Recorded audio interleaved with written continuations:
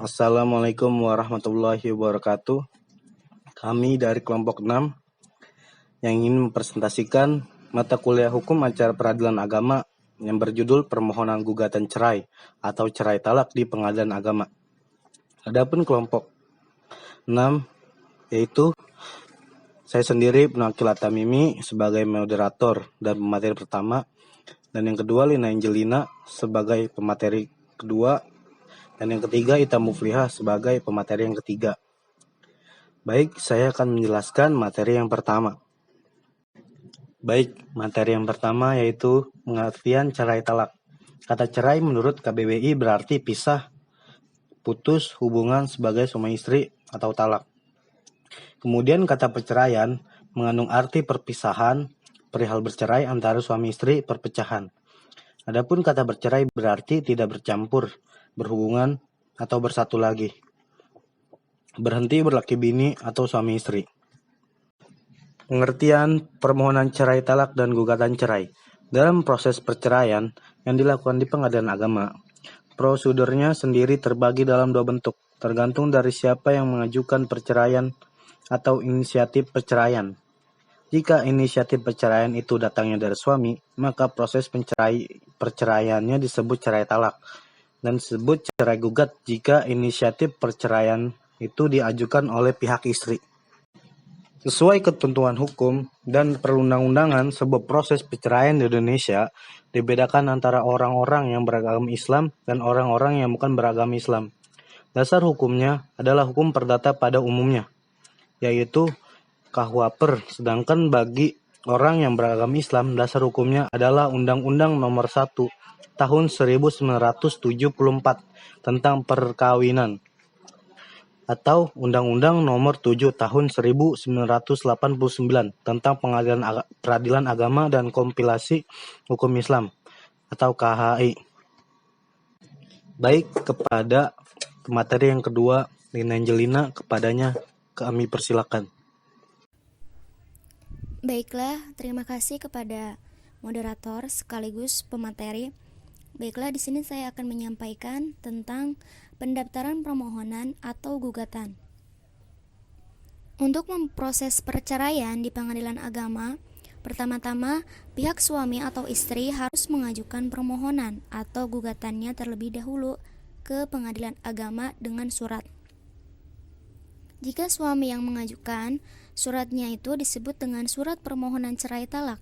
Sedangkan jika istri yang mengajukan, maka surat itu disebut dengan gugatan cerai.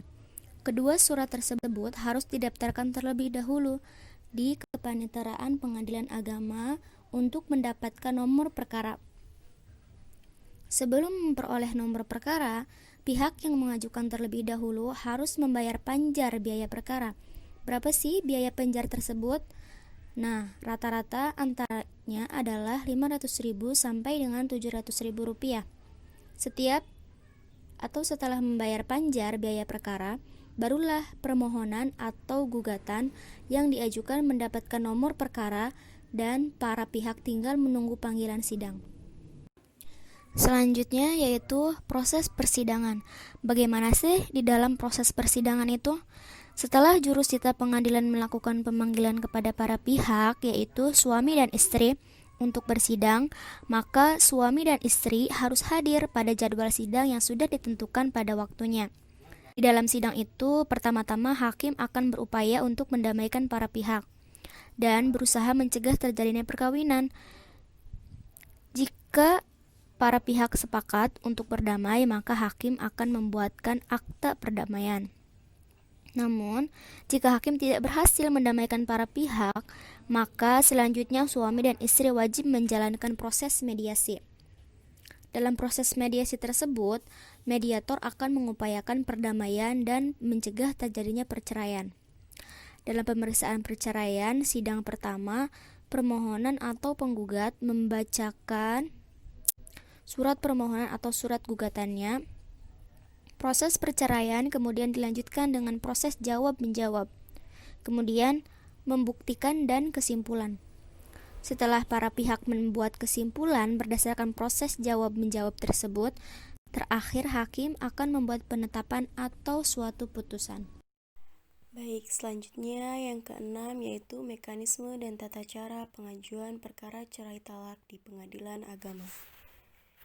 Yang pertama yaitu mengajukan permohonan secara tertulis atau lisan kepada pengadilan agama atau mahkamah syariah. Yang kedua, permohonan tersebut diajukan kepada pengadilan agama atau mahkamah syariah.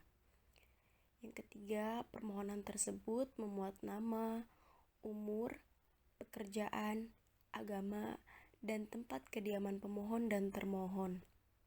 Yang keempat, permohonan soal penguasaan anak, nafkah istri, dan harta bersama dapat diajukan bersama-sama dengan permohonan cerai talak atau sesudah ikrar talak diucapkan.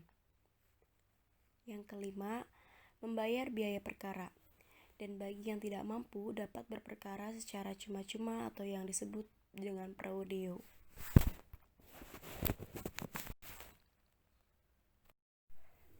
Selanjutnya yang ketujuh, yaitu proses penyelesaian suatu perkara. Ada beberapa tahap. Yang pertama yaitu pemohon mendaftarkan permohonan cerai talak ke pengadilan agama atau mahkamah syariah. Yang kedua, pemohon dan termohon dipanggil oleh pengadilan agama atau mahkamah syariah untuk menghadiri persidangan. Yang ketiga, tahapan persidangan.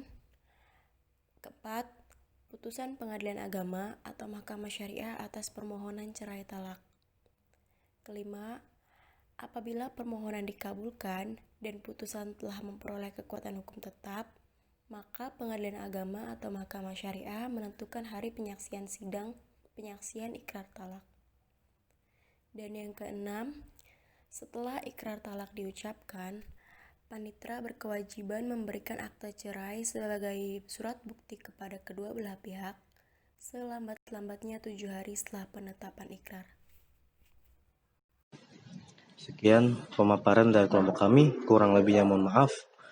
Dan jika ada salah kata maupun ucapan, mohon dimaafkan. Assalamualaikum warahmatullahi wabarakatuh.